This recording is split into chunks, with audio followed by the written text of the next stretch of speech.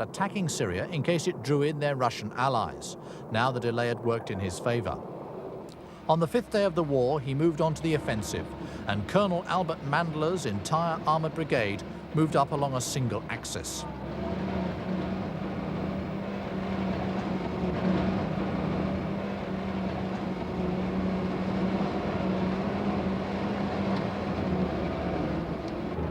To force their way into the mountains and through the complex Syrian defenses, they played an unexpected card. The assault was led by an engineer detachment with a company of bulldozers, which forced a way for the tanks up the rocky hillside. All of them were hit in the action, each losing several crews to concentrated artillery and machine gun fire before their job was done.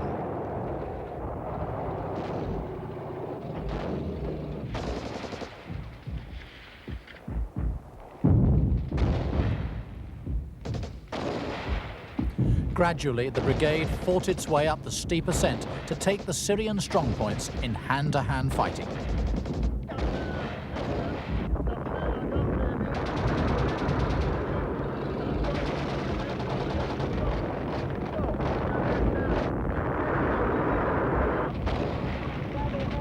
Here, as in the British assault on the Falklands, Israeli forces were personally led into battle by their officers.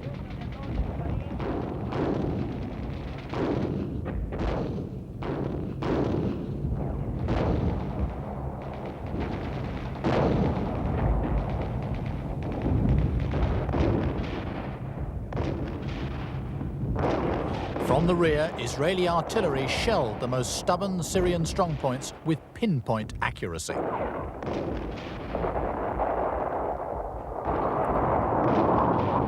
Syrian panic was heightened by Israeli airstrikes.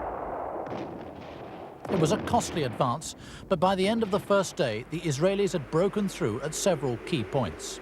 From then on, the Syrians abandoned their carefully constructed defenses and withdrew rapidly. Next day, the last of this war, the Israeli columns moved swiftly on to the strategic Syrian town of Quneitra. They entered it after a brief hour-and-a-half's firefight on the afternoon of the 6th day. The Syrian army had collapsed in less than 27 hours of bitter fighting.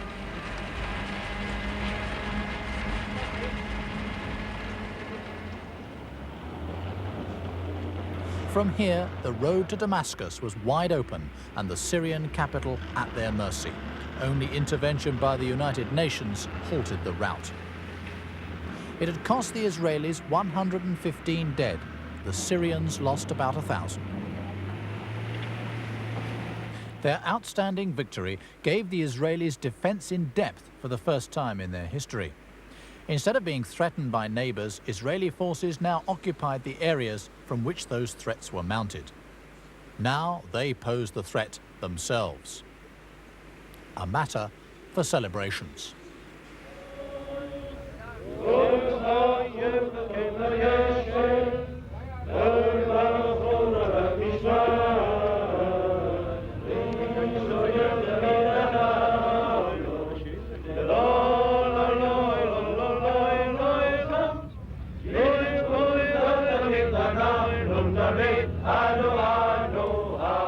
But the celebrations obscured military shortcomings as they overlooked the fact that their achievements were due more to Arab negligence than their own superiority.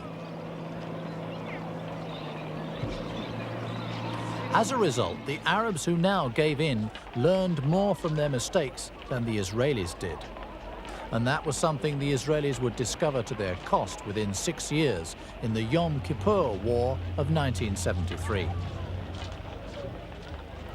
Refusal to trade conquered lands for security guarantees fueled the refugee problem that would return to haunt Israel time and again, even until today. Hundreds of thousands of uprooted Palestinians were on the move, many the same people that had fled the Israeli War of Independence 20 years earlier.